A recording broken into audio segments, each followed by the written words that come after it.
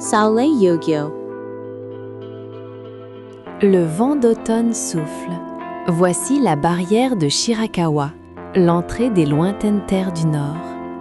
Au crépuscule, des moines voyageurs apparaissent à travers la brume. Ce sont le saint prêtre Yugyo et ses disciples. Ils parcourent tout le Japon pour répandre les enseignements de Bouddha. Alors que les moines allaient prendre le grand chemin, un vieillard les arrêta. « Monseigneur, ce n'est pas par là ?» Les grands moines d'autrefois empruntaient cet ancien chemin. Il leur montra un petit sentier herbeux. Au bout se trouve le célèbre saule au bois pourri. Cet arbre sera sûrement heureux de recevoir vos prières. Au bout du chemin, sur un petit tertre, se dressait un vieux saule presque mort. La rivière à côté était asséchée. Le vieillard raconta. Jadis, le célèbre poète Saigyo a écrit un poème ici. À cette époque, l'eau de la rivière était claire et reflétait le vert du saule. Après avoir raconté le passé avec nostalgie, le vieillard reçut une prière du moine, puis disparut soudainement dans l'ombre du tertre.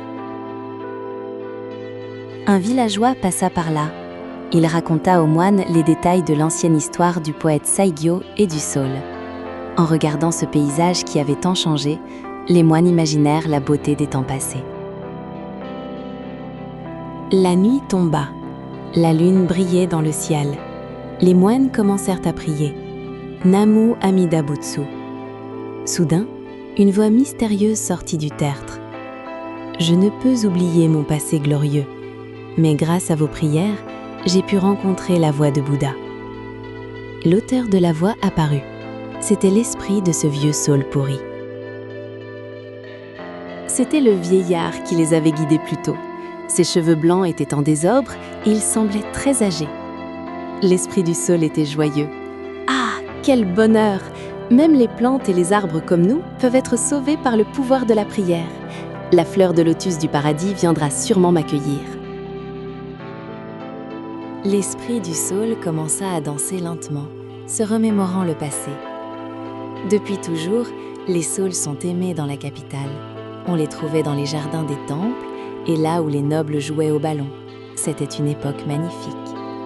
Mais maintenant, il est vieux et affaibli. L'esprit continue de danser, frêle, comme s'il flottait au vent. Rempli de la joie d'avoir rencontré l'enseignement de Bouddha, l'esprit dansa magnifiquement, tel un bodhisattva. Bientôt, le chant du coq annonça l'aube. C'était l'heure des adieux. L'esprit salua le moine, puis disparut avec le vent d'automne, comme des feuilles qui tombent. Dans la lumière du matin, il ne restait plus que le vieux saule pourri, sel et silencieux. Garçon avec oreiller.